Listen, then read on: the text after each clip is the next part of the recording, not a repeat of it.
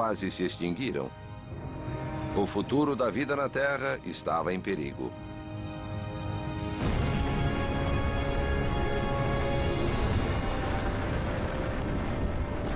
Mas sob a capa de gelo, o supercontinente se agitava. Violentas erupções vulcânicas começaram a dividir Rodinia.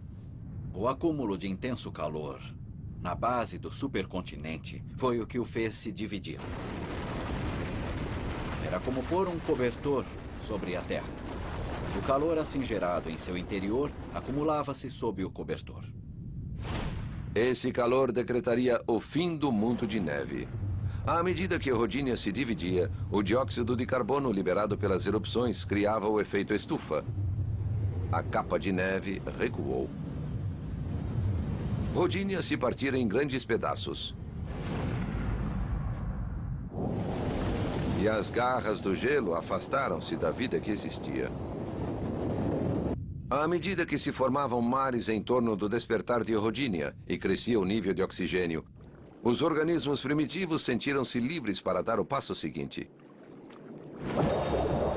Tornaram-se complexos e muito mais perigosos. Montanhas rochosas. Essa remota cordilheira abriga um raro registro desse evento na evolução da vida. A chamada explosão cambriana. Pela primeira vez na história da vida terrestre, surgiram grandes níveis de oxigênio desde que a Terra se formou. A vida desabrochou. Surgiram animais diferentes de tudo o que houvera antes.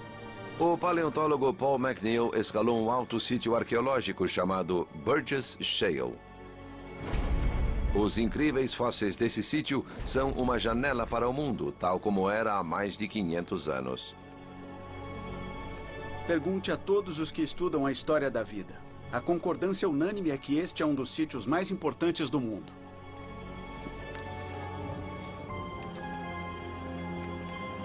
O homem que descobriu Burgess Shale foi um americano, Charles Walcott, o presidente do Instituto Smithsonian. Esse caçador fanático de fósseis, que nasceu na pobreza, conheceu o sonho americano. Armado apenas com o diploma do ginásio, foi abrindo caminho até o pico da comunidade científica. Foi sua dedicação às expedições de busca nas mais remotas montanhas da América do Norte que o levariam ao Grande Prêmio. Este é o lugar exato onde o Walcott fez por acaso a incrível descoberta. Diz a lenda que em 31 de agosto de 1909 ele viajava aqui a cavalo com a mulher. Numa tempestade de neve, de repente uma grande pedra deslizou bloqueando o caminho. Não havia como passar. Sendo um cavalheiro, como todos os paleontólogos são, ele apeou do cavalo, virou a enorme pedra e achou um fóssil incrivelmente bem preservado.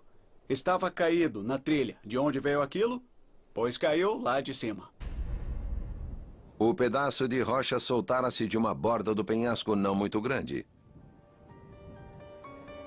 Essa pequena área tornou-se o famosíssimo Burgess Shale.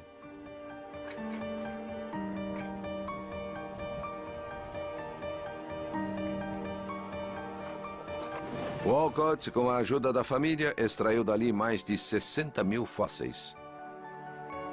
Desde então, mais 100 mil fósseis foram achados e tirados dessa rocha miraculosa. Extrair fósseis dessa montanha requer tremenda disposição para quebrar a espinha. Mas também é gratificante porque quando você fende a rocha, não sabe o que vai encontrar.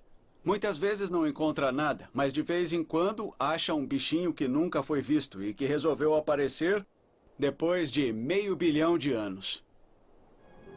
Os milhares de fósseis encontrados em Burgess Shale revelam que há 500 milhões de anos a vida explodiu com estonteante diversidade e complexidade. O estado desses fósseis é realmente incrível. Estão preservados nas 3 dimensões. Podemos examinar de todos os lados. Ver os órgãos internos, remover órgãos, estudar o trato digestivo. A preservação é fantástica.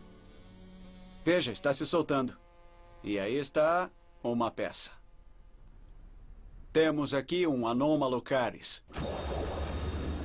Eles tinham 1 metro de comprimento. Por isso eram os T-Rex cambrianos.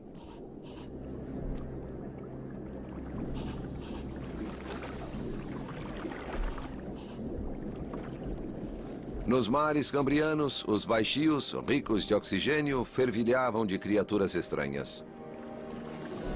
E elas se alimentavam não apenas de plantas, mas de outros animais.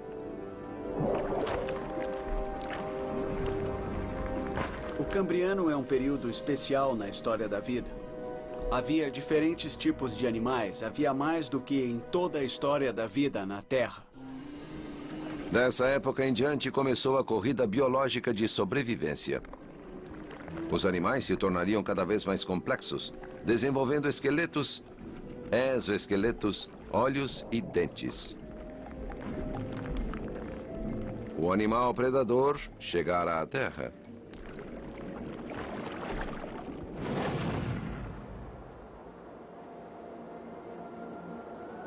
O alto nível de oxigênio que dera início à explosão de vida no mar também causou a modificação final na atmosfera.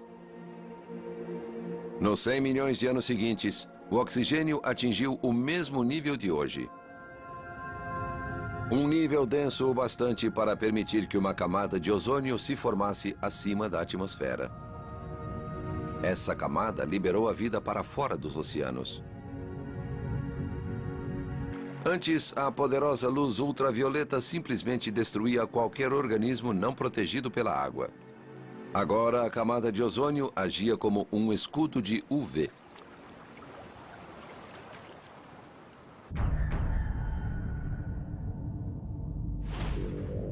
Há 400 milhões de anos atrás, a Terra tinha mais de 4 bilhões de anos.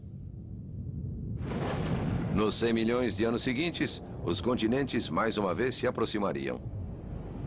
E dessa vez, graças ao escudo de ozônio, a vida pôde deixar os oceanos e conquistar a Terra. O planeta Terra tornara-se um mundo de pântanos tropicais. Geórgia, Estados Unidos. Pântano de Okefenokee. O Okefenokee é o que considero uma cópia, ou melhor, uma analogia moderna, por ser bem semelhante aos pântanos que existiram na Terra no passado. Fred Rich é estudioso de pântanos pré-históricos. Geólogos como ele acreditam que este pântano se assemelha aos da superfície dos continentes há 300 milhões de anos, no período conhecido como Carbonífero. O período carbonífero foi diferente porque foi o primeiro na história da Terra em que grandes plantas ocuparam sua superfície.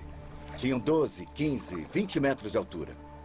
Criavam matas densas, com espetacular dossel, e também com uma atmosfera úmida de selva que era uma coisa inteiramente nova na face da Terra.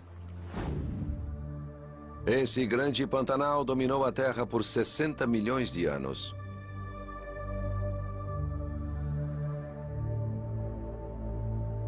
Os indícios estão presentes em todos os continentes na forma de carvão.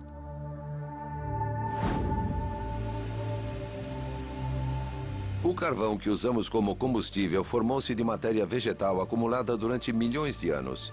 Matéria que existiu na maioria há menos de 300 milhões de anos.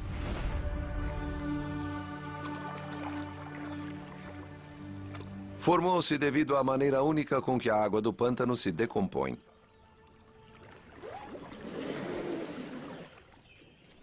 Okefenokee vem da língua nativa norte-americana e significa país da terra que treme. Não é fácil andar no pântano, porque o fundo é formado por restos de plantas encharcadas. A água doce evita que a vegetação se decomponha, permitindo que ela se acumule com o tempo. Aqui embaixo existe um solo bem diferente do que existe no seu quintal. O solo que vemos aqui é a vegetação que se acumulou no último ano, talvez nos últimos 5 anos. São folhas, caules, galhos. Ainda há muita água neles. Mas se Este material aqui sofrer uma tremenda pressão e ele for